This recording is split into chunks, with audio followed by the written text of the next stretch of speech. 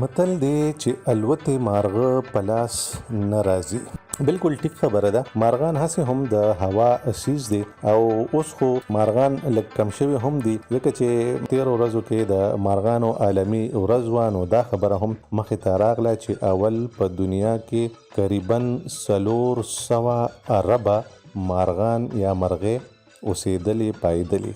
400 اربه، په یو ارب کې 100 کروڑه مرغې راځي یا 100 کروڑه وي. نو موږ تاسو اندازه کولی شو چې 400 اربه مرغې زموږ په دې ښایسته دنیا کې دا چې موږ سحر راپاسوي، موږ ته په مختلفو وختونو کې مختلف خواږه اوازونه کوي. تقریبا 400 اربه مرغې په دنیا کې ژوندې وي.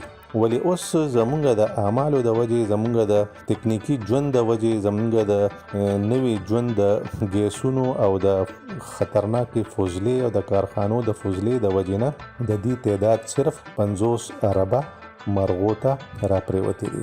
موږ تاسو اندازه کولی شو چې په دې کې څومره لوی کمې راغلي دي. به هر حال دا خو یو بل بحث دی، په دې به انشاءالله بل وخت خبره کوو. خو دې وخت کې چې کومه خبره ده هغه موږ د الوتې مارغه کوو چې کوم مارغه بني ادم ته په لاس راغلی وي. نو یو خو هغه مارغه وي چې بنده یې د وړوکوالي نه واخلي او هغه وساتي او هغه د کور مارغه شي، نو هغه ساتلی وي او هغه ډېر په اله اسانه تختی یا الوزي نه. خو بیا هم مارغه وي او چې موقع ورته په لاس ورشي نو ازادي د هر چا خوښه وي او هغه د خپل ازادۍ طرف ته خامخا اسره کوي. دا د فطرت برخه ده، که انسان وي که مارغه وي یا که نور ځناور.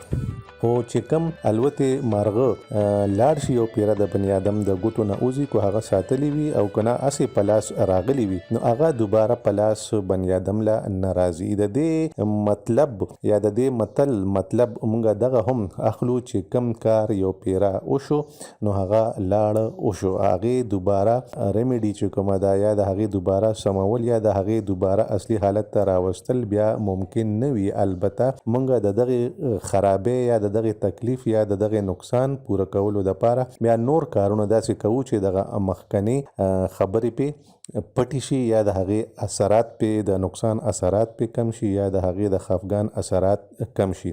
نو دوه خبرې په دې کې شته دي چې الوتې مارغه په لاس نه راځي. یو خو دا چې احتیاط بني ادم د شروع نه وکړي چې داسې موقع پیدا نشي چې کم مارغه ستا په لاس وي هغه درنه والوزي. او دویمه خبره ده چې که درنه والوته نو بیا د هغې د راتلو تمه بس ده، هغه دوباره راځي نه. یعنی چې کم وخت ستا په لاس کې دی، کم کار ستا په لاس کې دی، دا شته کول پکار دي، د دې نه ګټه پورته کول پکار دي او دا د ټولو قانوني او د ټولو حق لارو راغونډولو طرف ته رايوځای کول پکار دي چې بنده ته پخپله دغه خاندان ته او ټولې معاشرې ته ولسوالۍ ته د هغې نه ګټه وشي. دې متل سره موږ په څنګ کې یو بل متل هم کوو چې توکلې لاړې خولې له نه راځي. نو هغه هم قریبا دغه شانتې معنی لري چې کم کار ستا د لاس نه ستا د اختیار نه ووتو نو بیا هغې باندې د بني ادم اختیار پاتې نشو.